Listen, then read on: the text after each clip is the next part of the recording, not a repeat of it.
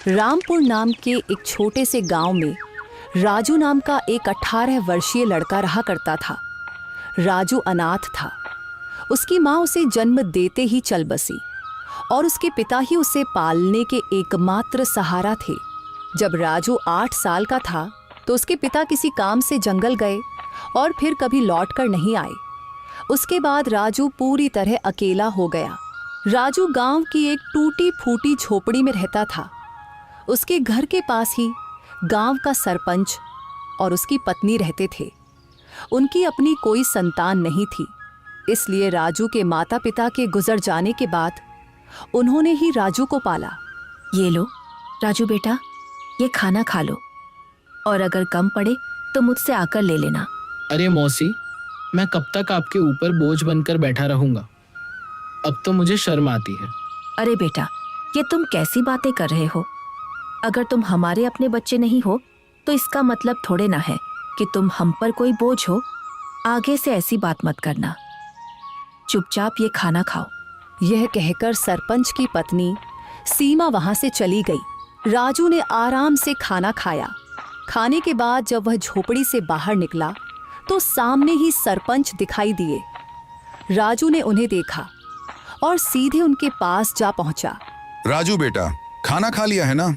जी सरपंच साहब, अभी अभी मौसी खाना देकर गई थी और मैं वही खाकर घर से निकला हूँ। हाँ, अच्छा किया। अब तुम बड़े हो गए हो बेटे, अपना ख्याल रखना सीखो।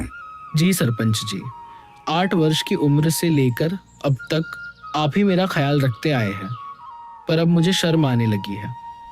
अब मैं कुछ काम करना चाहता हूँ। इसमें शर्म की क्या बात है बेटा? हमने तो हमेशा तुम्हें अपना ही माना है। लेकिन अगर तुम्हारा मन फिर भी कुछ करने का है तो सुनो, गांव के पास वाला जंगल अब पहले जैसा खतरनाक नहीं रहा। चाहो तो वहां जाकर लकड़ियां काट सकते हो या शहद इकट्ठा कर सकते हो। जी सरपंच जी, मैं कल ही जंगल जाऊंगा। अब समय आ गया है कि मैं अपने लिए और आपके लिए कुछ कर दिखाऊं। अगले दिन राजू एक कुल्हाड़ी लेकर जंगल की ओर चल पड़ा। कुछ ही देर में वह जंगल पहुंच गया। जंगल में कदम रखते ही उसने सोचा, कुछ भी कहो, सरपंच जी ने बचपन से लेकर अब तक मेरी बहुत मदद की है। अब समय आ गया है कि मैं अपने पैरों पर खड़ा होकर दिखाऊं और अब मैं उनकी सेवा करूं ताकि उन्हें अपनी संतान की कमी महसूस ना हो और वे हमेशा खुश रहें। अभी राजू ये सोच ही रहा था कि अचानक उसकी नजर एक कोयल पर पड़ी जो उसे बड़े ध्यान से देख रही थी। अरे, यह कोयल मुझे इतनी गौर से क्यों देख रही है? इसका आकार तो बाकी कोयलों से बड़ा है और देखने में भी यह कुछ डरावनी लग रही है। राजू ने अभी इतना ही कहा था कि तभी कोयल उड़ती हुई उसके पास आ गई और इंसानी आवाज में बोली, मैं तुम्हें भली भांति पहचानती हूँ। तुम्हारा नाम राजू है और तुम मोहन के बेटे हो। कोयल को बोलते हुए देखकर राजू बहुत डर गया और बोला, ये कैसे मुमकिन है? तुम तो कोयल हो, फिर इंसानी आवाज में कैसे बात कर रही हो? शायद ये मेरी आंखों का धोखा है। भला कोई कोयल इंसानों की तरह बोल सकती है? नहीं, यह तुम्हारी आंखों का धोखा नहीं है। मैं सचमुच बोलने वाली कोयल हूँ। असल में मैं भी कभी इंसान थी, लेकिन एक तांत्रिक ने मुझ पर श्राप दे दिया और मैं कोयल की शक्ल में बदल गई। मैं तुम्हारे पिता के रहस्यों के बारे में सब कुछ जानती हूँ। वे कुछ समय पहले जंगल गए थे और फिर कभी वापस नहीं आए। अरे, न जाने कौन हो तुम। मैं ऐसे कैसे तुम्हारी बात पर विश्वास करूं? कभी सोचा है तुमने?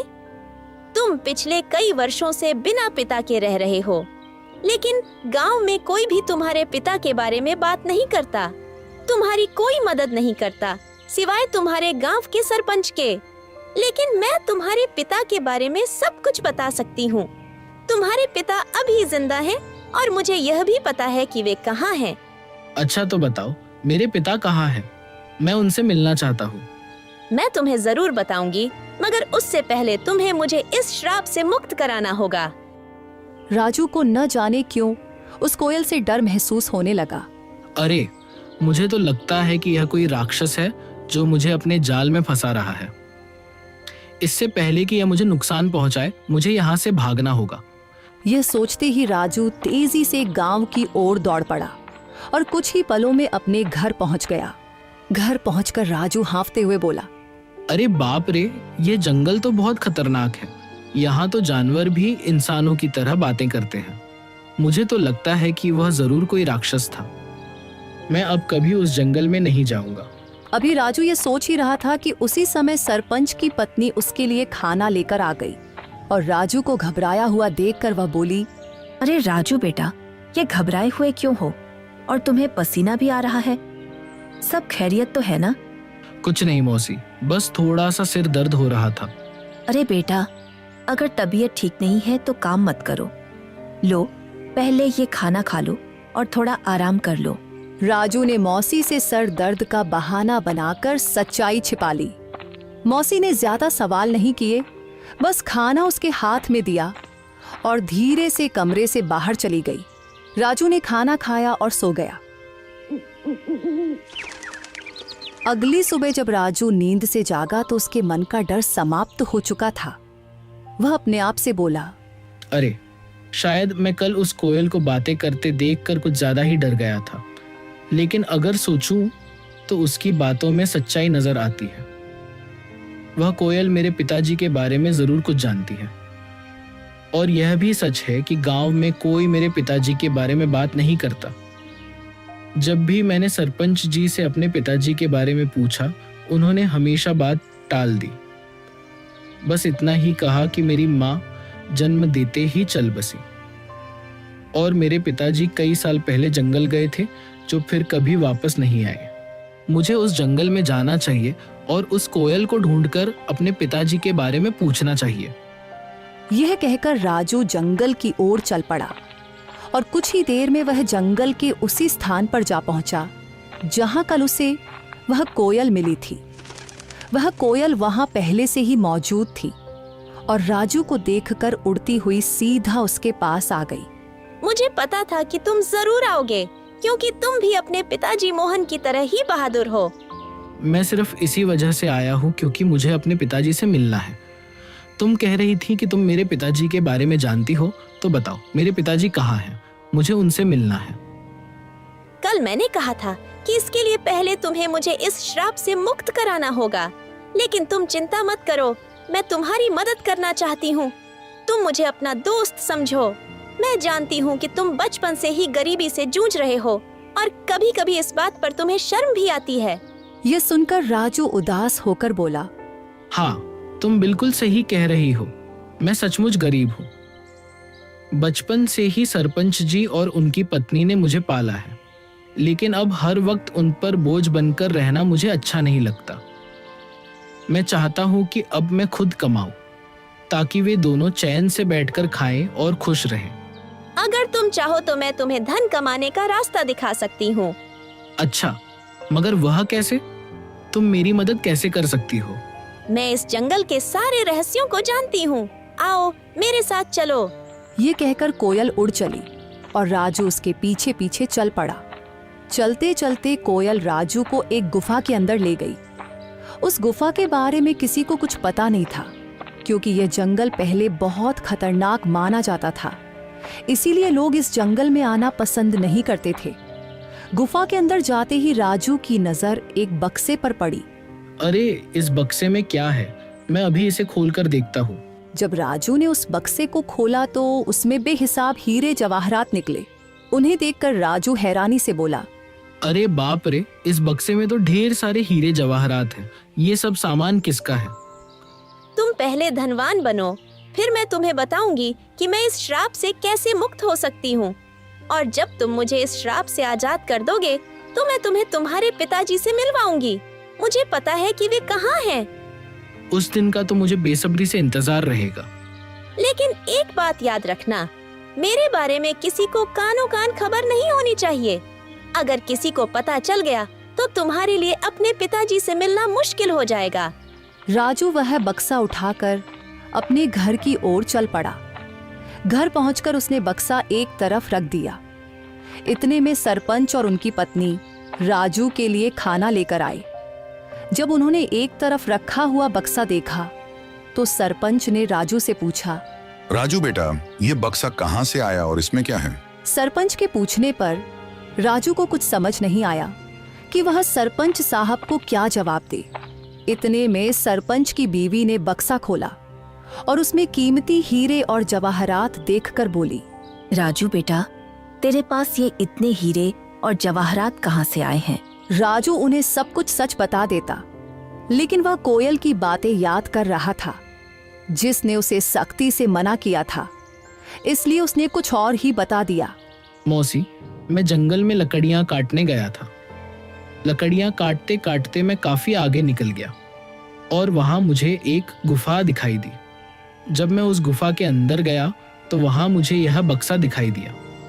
मैंने उसे वहीं से उठाया और घर ले आया। राजू, तुमने ये ठीक नहीं किया। हो सकता है ये सारे हीरे जवाहरात बादशाह के हों। शायद उसने इन्हें वहां सुरक्षित रखा था। अगर यह बात कहीं बादशाह तक पहुंच गई तो वह हमें सख्त सजा देगा। सरपंच के मन में गहरा डर बैठ गया था। अगर यह बात किसी तरह बादशाह तक पहुंच गई तो वह हमें सख्त सजा देगा। इससे पहले कि यह बात बादशाह तक पहुंचे कि किसी ने उसका सोना चुरा लिया है, हमें तुरंत यह सोना बादशाह के पास पहुंचा देना होगा। सरपंच की बातें सुनकर राजू ने सोचा, अब सरपंच जी को कैसे बताऊं कि ये हीरे और जवाहरात बादशाह के नहीं हैं? ये तो मुझे वही कोयल ने दिए हैं। लेकिन अगर मैंने सरपंच साहब को कोयल के बारे में बता दिया तो मेरे लिए अपने पिताजी से मिलना मुश्किल हो जाएगा और मेरे लिए इन हीरे और जवाहरात से ज्यादा अपने पिताजी से मिलना जरूरी है। राजू के लिए इन हीरे और जवाहरात से ज्यादा अपने पिताजी से मिलना जरूरी था, इसलिए वह सरपंच के कहने पर बादशाह को हीरे और जवाहरात देने के लिए राजी हो गया। ठीक है सरपंच साहब, जैसा आप कहे, हम अभी यह बक्सा बादशाह को दे आते हैं। यह कहकर राजू ने वह बक्सा अपने सर पर उठा लिया। फिर वह और सरपंच बादशाह की ओर चल पड़े और कुछ ही देर में वे बादशाह के दरबार में दाखिल हो गए। बादशाह के सामने बक्सा रखकर सरपंच ने कहा, बादशाह सलामत। ये लड़का मेरा पड़ोसी है। ये लकड़ियां काटने जंगल गया था और वहां एक गुफा में इसे यह हीरे जवाहरात का बक्स मिला। हमें शक हुआ कि शायद यह आपका ही है, इसलिए हम इसे फौरन आपके दरबार में ले आए हैं। यह सब सुनकर बादशाह के दिल में लालच जाग उठा, क्योंकि वह जानता था कि यह बक्सा उसका नहीं है। लेकिन इतने कीमती हीरे जवाहरात देखकर उसके मन में यह ख्याल आया, ये हीरे जवाहरात असल में मेरे नहीं हैं, मगर जब ये किस्मत से मेरे पास आ ही गए हैं तो मैं इन्हें बेकार क्यों जाने दूं।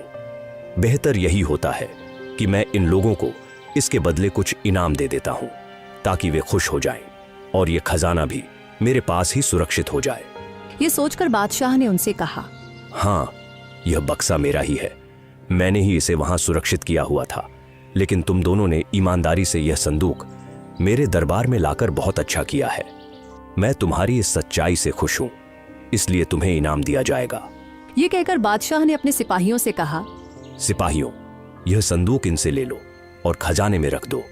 और हाँ, इन्होंने ईमानदारी का सबूत दिया है, इसलिए मेरे खजाने से इन्हें इनाम के तौर पर कुछ धन दे दिया जाए ताकि ये खुश भी हो जाए और दूसरों के लिए एक मिसाल भी बने। सिपाहियों ने बादशाह के आदेश पर उनसे वह संदूक ले लिया और उसके बदले इनाम के तौर पर उन्हें कुछ धन दे दिया। सरपंच वह रकम पाकर बहुत खुश था, मगर राजू का दिल बेचैन था। उसे अच्छी तरह मालूम था कि बादशाह झूठ बोल रहा है, लेकिन वह कुछ कह नहीं सकता था क्योंकि कोयल ने उसे अपनी सच्चाई बताने से मना किया था। राजू को डर था कि अगर उसने सच बता दिया तो उसका अपने पिताजी से मिलना मुश्किल हो जाएगा। राजू के लिए दौलत से बढ़कर अपने पिताजी से मिलना जरूरी था, इसलिए वह चुप रहा और फिर दोनों इनाम की रकम लेकर अपने घर की ओर चल पड़े। राजू सरपंच के साथ उसके घर चला गया और घर पहुंचकर उसने अपनी रकम भी सरपंच को दी और कहा, सरपंच जी, ये रकम भी आप ही रख लीजिए। आपने हमेशा मेरी देखभाल की है और मुझे खुशी है कि ये रकम आपके काम आएगी। सरपंच को वो रकम देकर राजू वहां से चला गया और अगले दिन सुबह होते ही राजू फिर से जंगल की ओर चल पड़ा और कुछ ही देर में वह जंगल की उसी जगह पहुंच गया जहां उसे वह कोयल मिली थी। तभी वहां एक साधु आ पहुंचा जो एक बरगद के नीचे बैठा था। उसने राजू से पूछा, अरे बेटा, तुम कौन हो और इस जंगल में क्या कर रहे हो? मैं मोहन का बेटा हूँ और मैं इस जंगल में आता जाता रहता हूँ। ये सुनकर साधु चौंक तो गया मगर कुछ नहीं बोला और चुपचाप वहां से चला गया। साधु के जाते ही कोयल उड़ती हुई वहां आ पहुंची। वह साधु तुमसे क्या कह रहा था? कुछ नहीं, वह बस पूछ रहा था कि तुम कौन हो और यहाँ क्या कर रहे हो। मैंने बताया कि मैं मोहन का बेटा हूँ और यहाँ आता जाता रहता हूँ। यह साधु असल में एक धोखेबाज है। उसने सिर्फ साधु का वेश ओढ़ रखा है, लेकिन अंदर से वह एक शैतान है। मुझे उस साधु से कोई मतलब नहीं है। मुझे सिर्फ तुम और अपने पिताजी की परवाह है। बस तुम बताओ कि मैं तुम्हें उस श्राप से कैसे मुक्त करवा सकता हूँ। अच्छा, तो चलो फिर मेरे साथ। वह राजू को एक गुफा के अंदर ले आई जहां एक शीशे की बोतल पड़ी थी जिसमें जल भरा हुआ था। कल पूर्णिमा की रात है। तुम्हें आधी रात को इसी जगह आकर आंखें बंद करके उस बोतल को तोड़ना होगा। बोतल टूटते ही मैं शराब के प्रभाव से मुक्त हो जाऊंगी और फिर तुम्हें यह राज बताऊंगी कि तुम्हारे पिता कहाँ हैं। क्या मैं इस बोतल को अभी तोड़ दूं? नहीं, कल पूर्णिमा की रात है। तुम इसे सिर्फ कल ही तोड़ सकते हो। इतना कहकर वह कोयल वहां से उड़ गई और राजू भी अपने घर की तरफ चल पड़ा और दूसरी तरफ वह साधु छुपकर उन दोनों की बातें सुन रहा था। वह भी राजू के पीछे चल पड़ा। जब राजू अपने घर के करीब पहुंचा तो उसने साधु को अपने पीछे आते देखा और वहीं रुक गया। साधु करीब आकर राजू से बोला, मैंने अपनी आंखों से देखा है कि तुम कोयल से बात कर रहे थे। देखो, तुम इस कोयल को नहीं जानते। वह कोई साधारण कोयल नहीं है। मैं सब जानता हूँ, लेकिन वह कोयल मेरे पिताजी के बारे में जानती है और मैं किसी भी कीमत पर अपने पिताजी को पाना चाहता हूँ। तुम्हारे पिताजी अब इस संसार में नहीं रहे। वह कोयल तुम्हें फंसाकर श्राप से मुक्ति पाना चाहती है। यह सुनकर राजू क्रोधित हो गया। अरे साधु महाराज, मैं साधुओं का सम्मान करता हूँ मगर तुम्हारे जैसे पाखंडी साधुओं का नहीं। याद रखो, इसके आगे मैं एक भी शब्द बर्दाश्त नहीं कर सकता। बेहतर है चुपचाप यहाँ से निकल जाओ। साधु कुछ कहने ही वाला था कि राजू ने उसे धक्का दे दिया और कहा, चले जाओ वरना तुम्हारे लिए अच्छा नहीं होगा। यह कहकर राजू अपने घर चला गया और दूसरी तरफ सरपंच और उसकी बीवी जब अपने घर से निकले तो उनकी नजर साधु पर पड़ी। वे दोनों साधु के पास आए और सरपंच ने साधु से कहा, अरे साधु महाराज, आप यहाँ क्या कर रहे हैं? मैंने राजू को सच्चाई बताने का प्रयास किया, लेकिन वह सुनने को तैयार ही नहीं हुआ और वह उस कोयल को श्राप से मुक्त करवाना चाहता है। अगर वह कोयल अपने श्राप से मुक्त हो गई तो गांव में तबाही आ जाएगी। गांव का एक भी व्यक्ति जीवित नहीं बचेगा। हाँ, बिल्कुल सही, लेकिन राजू सुनने के लिए तैयार ही नहीं है। साधु महाराज, आप चिंता मत करें, मैं अभी राजू को समझाता हूँ। यह कहकर सरपंच उसी वक्त राजू के घर गया और घर जाकर राजू से कहा, राजू, यह मैं क्या सुन रहा हूँ? तुम जंगल में किसी कोयल से मिलते हो जो इंसानों की तरह बातें करती है। क्या तुम्हें यह अजीब नहीं लगा कि एक कोयल इंसान की तरह कैसे बोल सकती है? ओह, तो आपको पता चल गया। देखिए सरपंच जी, शुरू में मुझे यह सब अजीब लगा था, लेकिन अब नहीं। और मुझे पूरा विश्वास है कि यह बात आपको उस साधु ने ही बताई होगी। देखिए सरपंच जी, 8 साल पहले मेरे पिताजी रहस्यमय ढंग से लापता हो गए थे और वह कोयल जानती है कि मेरे पिताजी कहाँ हैं। मैं बस अपने पिताजी को पाना चाहता हूँ, उनसे मिलना चाहता हूँ।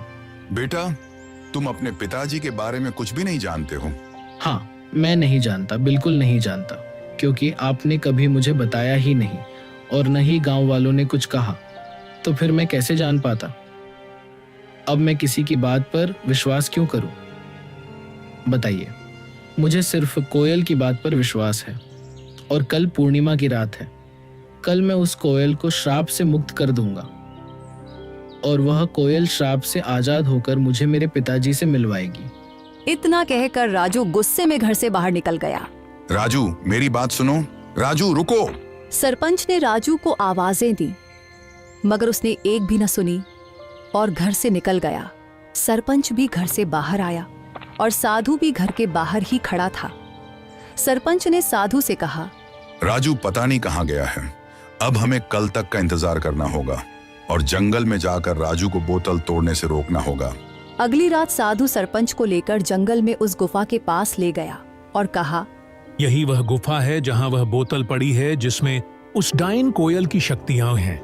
राजू यहाँ आता ही होगा, हम एक तरफ छुप जाते हैं। यह कहकर वे दोनों गुफा के एक तरफ छुप गए और उसी वक्त राजू वहां आ जाता है। राजू को देखकर वह कोयल उड़ती हुई राजू के पास आई और बोली, यहाँ साधु और सरपंच आए हैं। वे गुफा के एक तरफ चुपचाप खड़े हैं। वे तुम्हें इस बोतल को तोड़ने से रोकेंगे, पर तुम उनकी बात मत मानना। अगर तुम उनकी बात मान लो तो तुम कभी अपने पिताजी से नहीं मिल पाओगे। नहीं, मैं उनकी बात नहीं मानूंगा। ठीक है, तो तुरंत जाओ, वह बोतल उठाकर ले आओ और उसे तोड़ डालो। राजू जल्दी से गुफा के अंदर गया और वह बोतल उठा लाया। जैसे ही वह उस बोतल को तोड़ने लगा तो साधु और सरपंच वहां आ गए। राजू रुको, इस बोतल को मत तोड़ो, तुम बहुत बड़ी गलती कर रहे हो। नहीं, मुझे किसी भी हाल में अपने पिताजी से मिलना है। राजू ध्यान से सुनो, ये कोयल कोई साधारण पक्षी नहीं बल्कि एक डायन है। आज से 10 साल पहले जब तुम छोटे थे, इस डायन ने पूरे जंगल पर कब्जा कर रखा था। जो भी गलती से इस जंगल में जाता फिर कभी लौट कर नहीं आता था। तब तुम्हारे पिताजी और मैंने मिलकर ठान लिया कि इसे रोकना ही होगा। हमने साधु महाराज से उपाय पूछा। उन्होंने बताया कि इस अभिशाप को खत्म करने के लिए तुम दोनों में से किसी एक को जंगल के पास वाले कुएं में अपनी जान देनी होगी। तुम्हारे पिताजी बहादुरी से आगे आए और यह बलिदान स्वयं देने का निश्चय किया।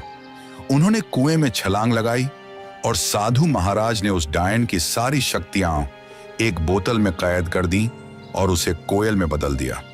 इस तरह यह जंगल सुरक्षित हो गया। मगर यह राज हमने किसी को नहीं बताया। गांव वाले कुछ नहीं जानते। ये बात सिर्फ मुझे और साधु महाराज को मालूम थी, इसलिए हमने तुम्हें भी कभी नहीं बताया। लेकिन अगर तुमने ये बोतल तोड़ दी तो ये फिर से अपने असली रूप में आ जाएगी। ये सिर्फ उसकी एक चाल है। ये लोग झूठ बोल रहे हैं। सच्चाई वही है जो मैं कह रही हूँ। अगर मेरे मन में कोई चाल होती तो मैं तुम्हारी मदद क्यों करती? क्या गांव वालों ने कभी तुम्हारी मदद की? नहीं। तुम्हें धन, सामान, हीरे मोती सब मैंने दिए। अब मैं तुम्हें तुम्हारे पिताजी से भी मिलवा रही हूँ।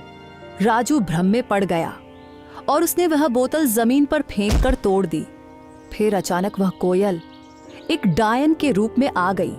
राजू, तुमने मेरा बड़ा काम आसान कर दिया। अब मैं आजाद हूँ और अब तुम सबकी शामत आ गई है। आज मैं तुम में से किसी को भी जिंदा नहीं छोड़ूंगी। राजू तुमने बहुत बड़ी गलती कर दी है। अब यह डायन हमें किसी भी हाल में जिंदा नहीं छोड़ेगी।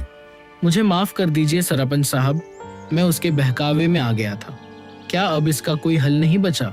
इसका बस एक ही हल है कि हमें तुरंत उस कुएं के पास जाना होगा। ये कहकर वे तीनों कुएं की ओर भागे और वह डायन भी उनके पीछे आ गई। वहां पहुंचकर साधु ने कहा, अगर तुम इस डायन से छुटकारा पाना चाहते हो तो तुम दोनों में से किसी एक को उसी कुएं में छलांग लगाकर अपनी कुर्बानी देनी होगी। साधु की बात सुनकर राजू तुरंत बोला, ये मुसीबत मैंने खुद मोल ली है, इसलिए इससे मुक्ति भी मैं ही दिलवाऊंगा। यह कहकर राजू ने कुएं में छलांग लगा दी और अपनी जान कुर्बान कर दी। साधु ने तुरंत डायन को फिर से एक कोयल के रूप में बदल दिया, मगर इस बार उसके पास इंसानों की तरह बोलने की शक्ति भी नहीं रही। सरपंच को राजू के जाने का बहुत दुख था, मगर वह क्या कर सकता था। इसलिए वह घर लौट आया और धीरे धीरे फिर से हंसी खुशी जीवन बिताने लगा।